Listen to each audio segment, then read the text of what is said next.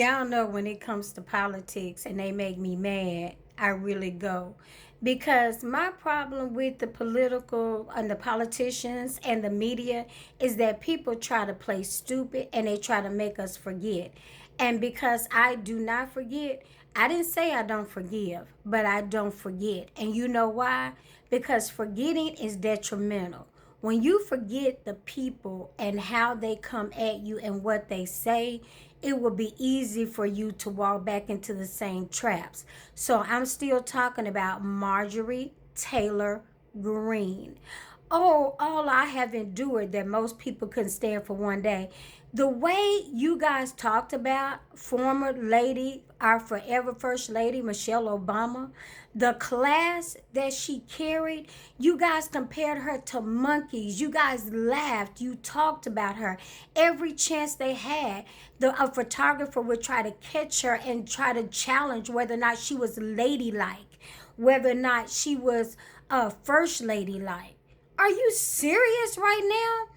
And you bought all of this on yourself. That's my biggest thing, the wimp. How dare you start a fight and then blame everybody else and talk about this is all I've ever done?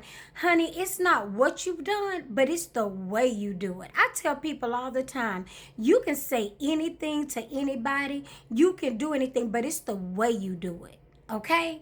If you want to tell me, Kim, I don't really like that, or that's not cute, or did you really look at that? I don't think that's becoming of you. That's one way to say, okay, what you have on is ugly. Or maybe your hairstyle is not right. Maybe I don't like that hair for you. That's different. But when you come in and say, I think your fake eyelashes are clouding your judgment. Not only were you putting down Jasmine, because you didn't know how to come at Jasmine Crockett, right? You didn't know how to speak intelligently because Jasmine Crockett, just like she did the clapbacks, and see, people want to come for her on the clapback, but you guys do not listen to her when she's questioning them and she's going fact upon fact upon fact and precept on precept, and she's making them think and she's asking questions, and you do not hear her going none of that, because she can intelligently refute all of the ignorance that they spew without having to stutter, because she is an intelligent black woman. Your worst nightmare, honey. Take your little self back to your privileged life that you've been living off the backs of the black women you do not respect. Stop trying to portray who you are, because, baby, we saw you, okay? Nobody made you come in that hard and heavy. You were falling all over Trump, and you just couldn't even imagine. Despite all his ignorance, you couldn't imagine him turning on you. Oh, I love watching chickens come home to roost. Come on through, Malcolm X. As an old farm boy, as he would say, when they asked him about the assassination of President John F. Kennedy, and most people didn't like it, but he said, as an old farm boy, watching chickens come home to roost has never made me sad. And people thought that was hateful. Although these are the same people that did not find it hateful to see people like him, people that look like how my sons look or like how my family would look, males in my family hanging by a tree. Nobody thought that was sad. But somehow, when he said that, they thought, oh my gosh, that is so rude. Nevertheless, what he said was true. And I'm saying it to you, Marjorie Taylor Greene. Oh, yeah, honey. Resigning, that's not going to get you out the hot seat. And this little fake video you did trying to sound pitiful, that won't do it either. You need to come clean. You need to do an about face and turn. You need to really repent. You need to say, I was wrong. There is nothing wrong with saying that. In fact, when you do that, you're going to find yourself able to really live in truth, because you are not living in truth right now.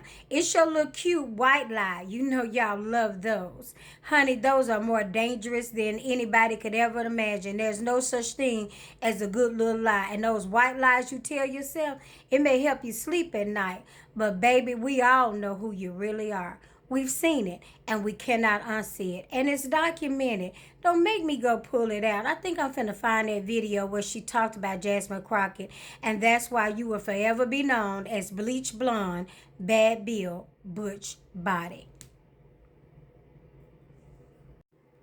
candid with Kim. And I'm not saying that she can't be forgiven. What I am saying is that we can never afford to forget. That's the part. Because when you listen to what she says and what she's sorry for, she's not really sorry. She knows she got out there too far. And as usual, she started a fight that she couldn't finish. So run home, white girl. As usual, the black woman will pick up your slack. We don't have a choice. We can't just run back into the hills and disappear and become obscure. Because the minute we try to live and we try to live in peace, we've done it all. Every time we try to do it, we're sought out.